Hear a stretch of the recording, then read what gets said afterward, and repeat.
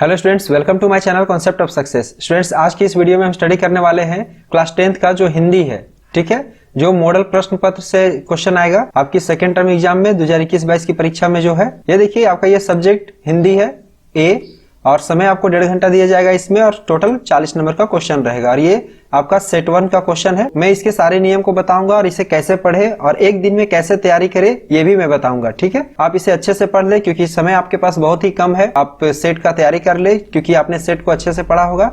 Set के सारे concept और क्वेश्चंस को आप अच्छे से रट्टा लगा ले और समझ भी ले, ठीक है, क्योंकि ये बहुत ही इंपॉर्टेंट क्वेश्चन है। तो चलिए शुरू करते हैं इस वीडियो को। देखिए यहाँ कुछ निर्देश दिया हुआ है, ठीक है, जनरल इंस्ट्रक्शन है। परीक्षार्थी यथासंभव अपनी ही भाषा शैली में उत्तर दे, यानी कि कहता है कि आप अपने ही भाषा में उत्तर दे, अपने लैंग्वेज में, ठीक है। आपका जो अपना लैंग्वेज है उस टाइप में आप इसे दे, एकदम आम भाषा में, ठीक है। इस प्रश्न पत्र के 4 खंड हैं। कितने खंड हैं? 4। सभी खंड के प्रश्न का उत्तर देना अनिवार्य है, यानी टोटल का आंसर देना आपको अनिवार्य है। सभी प्रश्न के लिए निर्धारित अंक उसके सामने अंकित होंगे, ठीक है, मतलब उसके सामने लिखा हुआ रहेगा कौन क्वेश्चन कितने मार्क्स का है, ठीक है। प्रश्नों के उत्तर उसके साथ दिए निर्देश के आलोक में ही लिखे, ठीक है, जिस तरह से आपको इंस्ट्रक्शन दिया जाएगा उसी टाइप से आप लिखे, ठीक है। देखिए 2 अंक के प्रश्नों का उत्तर जो है लगभग 20 शब्दों में देना है आपको, ठीक है। 3 अंक वाले को लगभग 50 शब्दों में और 5 अंक वाले के लगभग 150 शब्दों में लिखे, ठीक है। तो आप इसे अच्छे से समझ लें, ये बहुत ही जरूरी होता है, ठीक है। लोग इसे पढ़ते नहीं है, इग्नोर कर देते हैं, लेकिन आपको ये जानना जरूरी होता है कि हम कितने शब्दों में किसी भी आंसर को लिखे, ठीक है। 2 मार्क्स वाले को 20 शब्द में, 20 से 25 में लिख सकते हैं। अगर 15 भी रहेगा तो चलेगा, ठीक है। 3 शब्द वाले को 50 है, 50, 40, 45 इस तरह से भी रहेगा तो चलेगा, ठीक है। और 5 नंबर वाले जो क्वेश्चन है उसका क्या लिखना है आपको? 120, 130, 150, 160 भी होगा तो चलेगा, ठीक है। और आप पॉइंट वाइज भी लिख सकते हैं इसे, ठीक है। तो चलिए यहाँ पे हम शुरू करते हैं। क्वेश्चन क्या है? खंड ए, यानी कि अपठित बोध। यहाँ पे क्या होगा कि आपको ये कहीं पढ़ा हुआ नहीं रहेगा। अगर आप पहले सेट वगैरह में पढ़े हैं या आप कोई बुक में पढ़े उड़े हैं, ठीक है, तो वहां पे ये मिल सकता है, लेकिन ये पढ़ा हुआ नहीं रहेगा आपका, ये बुक का नहीं रहेगा। ये आपको वहीं पे दिया हुआ रहेगा पैसेज टाइप का, और उसे पढ़ के और वहीं समझ के इसका आंसर को लिखना है, ठीक है। इसीलिए यहाँ पे लिखा हुआ है अपठित बोध, यानी कि ये पढ़ा हुआ बुक में नहीं रहेगा, ठीक है। ये पहले सेट वगैरह में दिया रहता है, वहां से आपको ये तैयारी करनी होगी, ठीक है। और आपका लक, अगर आपका पढ़ा हुआ चीज मिल जाए तो आप आसानी से इसे बना सकते हैं, ठीक है। देखिए क्या लिखता है। नीचे दिए गए गद्यांश को ध्यानपूर्वक पढ़कर दिए गए प्रश्नों का उत्तर संक्षेप में दीजिए, ठीक है। आपको इसे शॉर्ट में ही देना है, ज्यादा लॉन्ग भी इसको नहीं बनाना है, ठीक है। और ये देखिए आपका 2 मार्क्स का रहेगा एक क्वेश्चन, टोटल 6 नंबर का, इसमें 3 क्वेश्चन दिया रहेगा, ठीक है।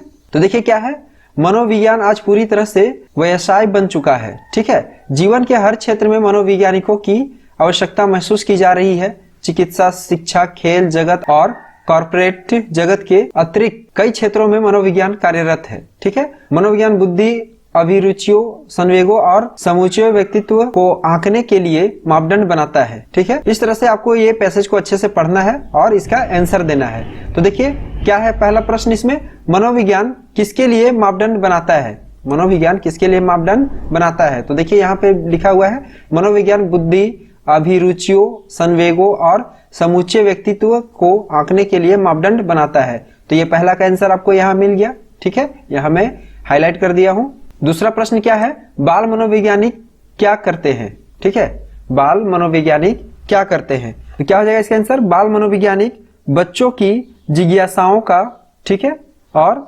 अंतर्द्रव्यों और दुविधाओं का निरीक्षण और परीक्षा करते हैं, ठीक है। इस तरह से आपको इसको बना के लिखना होगा इसी के लैंग्वेज में। यदि बच्चों को कोई व्यवहारिक समस्या हो तो उनसे सलाह ली जाती है या उनको गाइड किया जाता है, ठीक है, और उसका समाधान दिया जाता है या बतलाते हैं, ठीक है। तो इस तरह से इसका आंसर आपको लिखना है खोज के। चलिए अगला क्या है, इस गद्यांश का शीर्षक दीजिए। इस गद्यांश का शीर्षक क्या हो सकता है? तो गद्यांश का शीर्षक यही हो सकता है, यहाँ पे देखिए दिया हुआ है, मनोविज्ञान दे सकते हैं हम लोग इसका शीर्षक। अगला क्या है प्रश्न, खंड ख, यानी कि व्याकरण सेक्शन से है आपका, ठीक है, ग्रामर सेक्शन से, निर्देशानुसार उत्तर दे, ठीक है। क्या है प्रश्न, रिक्त स्थानों की पूर्ति अव्ययी पदों से कीजिए, ठीक है, अव्ययी पदों से कीजिए। तो देखिए यहाँ पे 2 ठो दिया हुआ है, इसको आपको fill in the blanks type का है, भरना है इसको, और क्या से भरना है? अव्ययी पदों से, ठीक है। तो क्या है, दिन ढल रहा था। तो दिन कैसे ढल रहा था?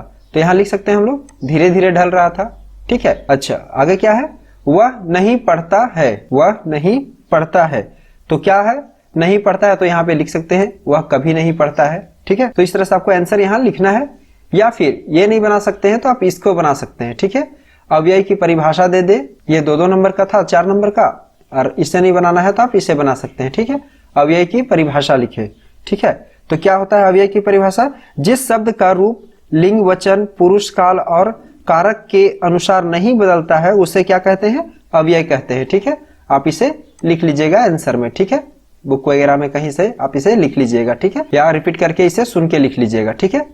चलिए आगे देखते हैं क्या है प्रश्न 5। दशानंद का समास विग्रह कर समास का नाम लिखे। दशानंद का समास विग्रह कर क्या करना है आपको, समास का नाम लिखना है। तो क्या होगा इसका आंसर, 10 आनंद का समास विग्रह करना है, तो 10 आनंद है जिसके, यानी कि क्या, रावण हो जाएगा, ठीक है। और ये कौन सा समास होगा, बहुव्रीहि समास, ठीक है। कौन सा समास, बहुव्रीहि समास, ठीक है। चलिए अथवा में क्या दिया है, चक्रधर का समास विग्रह कर समास का नाम लिखिए। चक्रधर, चक्रधर का समास विग्रह करना है, ठीक है।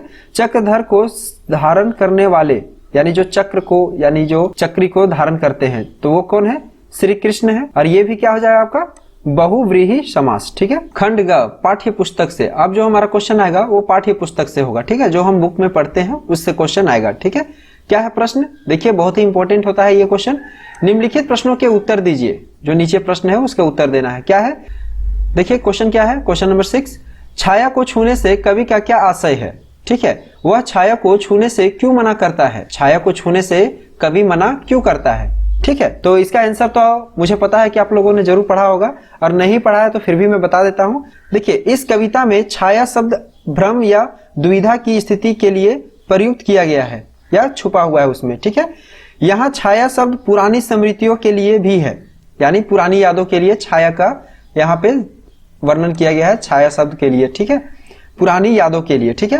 कवि छाया को छूने से इसलिए मना करते हैं क्योंकि यह वास्तविकता से दूर होती है, यानी ये रियलिटी से दूर होती है, यानी कि जो पुरानी यादें हैं, जो बीती बातें हैं, उनको याद करने से कोई फायदा नहीं होता है, इसलिए कवि मना करते हैं कि अपने दुखद घड़ी को या सुखद घड़ी को याद ना करें, ठीक है। वर्तमान में जो चल रहा है उसे अच्छे से रखे और आगे की सोचे आज से ही, ठीक है। यह अर्थात स्थिति नहीं होती, इसके पीछे भागना अपने दुख को बढ़ाना है। जैसे कि आप अपनी पुराने बातों को याद करेंगे तो क्या होगा, ये अपनी दुख की घड़ी को बढ़ाने का होगा। अगर आप पहले खुश थे और अभी आप अच्छे नहीं हैं तो भी आपको मन उदास होगा, इसलिए कवि मना करते हैं छाया को छूने से, यानी कि पुरानी बातों को याद करने से, ठीक है। विगत स्मृतियों की छाया के सहारे जीवन नहीं जिया जा सकता, वर्तमान में जीना होगा, ठीक है। वही बोलते हैं कवि कि हम पुरानी बातों को लेकर नहीं जी सकते, ठीक है, हमें वर्तमान में रहकर ही जीना होगा, ठीक है।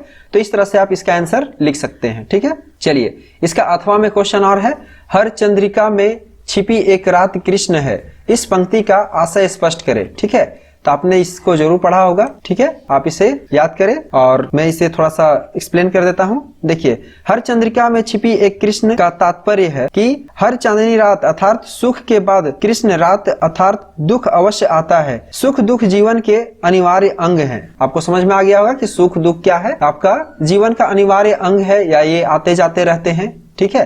तो यही बोलता है हर चंद्रिका में छिपी एक रात कृष्ण है, ठीक है। चलिए क्वेश्चन 7 क्या है, देखिए कन्यादान के समय माँ के दुख को प्रमाणिक क्यों कहा गया है, ठीक है, प्रमाणिक क्यों कहा गया है, ठीक है, माँ के दुख को प्रमाणिक क्यों कहा गया है कन्यादान के समय, यानी बेटी की जब शादी होती है तो, ठीक है।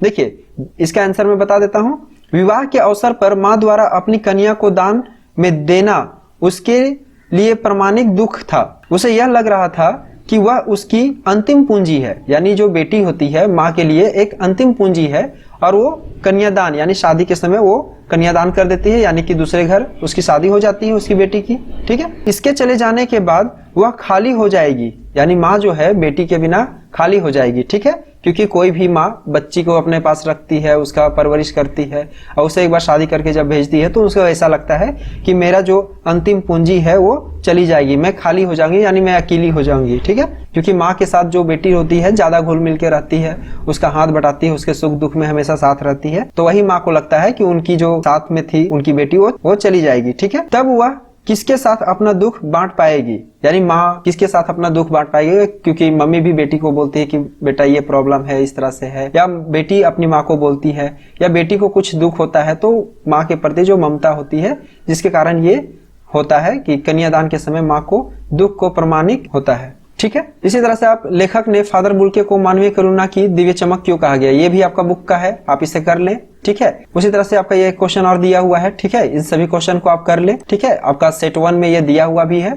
ठीक है। अब देखिए खंड घ यानी कि रचना से है, अपने क्षेत्र में पार्क विकसित करने के लिए निगम अधिकारी को पत्र लिखना है आपको। ठीक है, ये 5 नंबर का है, एक क्वेश्चन लिखना है, मतलब एक पत्र लिखना है, 5 नंबर का आएगा। उसके बाद अब ये नहीं कर सकते हैं तो आप ये लिख सकते हैं, छात्रावास में रहने वाली अपनी बहन को समय का सदुपयोग करने की सलाह देते हुए एक पत्र को लिख दे। ठीक है, अपनी बहन को एक पत्र लिख दे जिसमें कि ये हो कि आप जो है अपने समय का सही से इस्तेमाल करें, पढ़ाई को टाइम टू टाइम करें और इधर उधर समय को व्यर्थ ना करें। आगे है क्वेश्चन नंबर 12, दिए गए संकेत बिंदु के आधार पर निम्नलिखित में से किसी एक विषय पर टिप्पणी लिखें। तो क्या है, कोविड से सुरक्षा यानी कोरोना वायरस के ऊपर लिखना है आपको। संकेत बिंदु दिया हुआ है, कोविड क्या है वो लिखना है आपको, सुरक्षा के उपाय लिखना है, लापरवाही का नतीजा भी लिखना है और निष्कर्ष, या फिर ये नहीं लिख सकते हैं तो आप सरहुल के ऊपर लिख सकते हैं, जो हाल ही फिलहाल में सरहुल फेस्टिवल जो मनाया गया उसके ऊपर लिख सकते हैं। संकेत बिंदु है इसमें, पर्व का परिचय, कैसे मनाया जाता है, क्यों मनाया जाता है और उसका निष्कर्ष बिंदु। चलिए अगला सवाल, ये लास्ट सवाल है आपका, क्वेश्चन नंबर 13,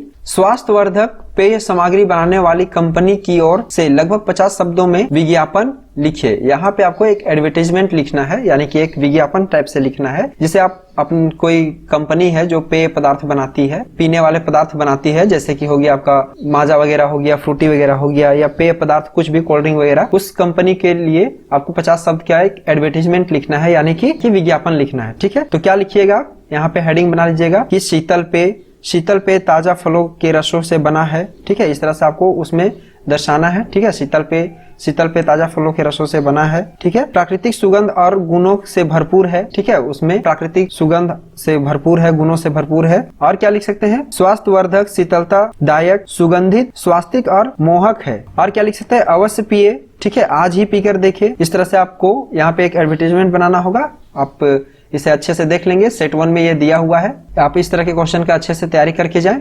इतने कम समय में सारे चीज को डील करना संभव नहीं है। ठीक है, मैं आपको गाइड कर दिया हूं, आप इस तरह से हिंदी की तैयारी कर सकते हैं। इसी तरह से आप सेट 1, सेट 2, सेट 3 जितने भी सेट अगर आपको दिए हैं, ठीक है, मॉडल सेट, उसकी तैयारी कर ले, आपका एग्जाम अच्छा ही जाएगा। मेरे तरफ से इतना तैयारी काफी हो जाएगा। ठीक है, तो आशा करता हूं कि आपको ये वीडियो अच्छी लगी होगी, ये आपके एग्जाम के लिए हेल्पफुल होगी। ठीक है, वीडियो अच्छी लगी हो तो वीडियो को लाइक कर ले, चैनल को सब्सक्राइब कर ले इसी तरह के एजुकेशनल वीडियोस के लिए।